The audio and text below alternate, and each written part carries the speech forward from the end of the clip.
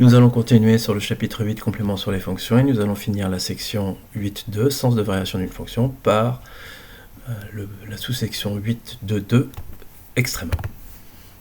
Alors, les extrémums n'existent pas toujours. S'ils existent, ce sont les valeurs maximales et minimales qui sont atteintes par la fonction. Parfois, il y aura un maximum, parfois, il y aura un minimum, parfois, il y aura les deux. Parfois, il n'y aura aucun des deux. Quand on va de moins l'infini à plus l'infini, si la fonction va de moins l'infini à plus l'infini, il n'y a ni minimum ni maximum. Alors, nous avons une définition rigoureuse de ce que sont les extrémums mathématiques. Cependant, pour bien comprendre, je vais plutôt me baser sur l'exemple que nous avons vu précédemment.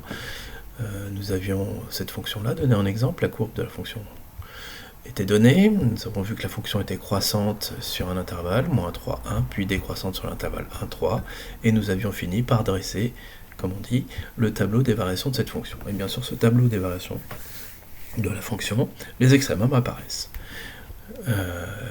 Nous voyons, à partir de ce tableau-là, que la valeur maximale atteinte par la fonction, c'est 4,25. Et bien 4,25 sera le maximum de la fonction, et il est atteint quand x vaut 1. Quant au minimum de la fonction, nous pouvons voir sur ce tableau de variation que c'est 0,25. Le minimum de la fonction, c'est la valeur la plus basse atteinte par la fonction. Elle est atteinte en moins 3. Donc les extrémums, ici, il y en a deux. Il y a le minimum et le maximum. Le minimum, c'est 0,25 et le maximum, c'est 4,25. Voilà pour ce qui est le minimum et le maximum d'une fonction, les extrémums.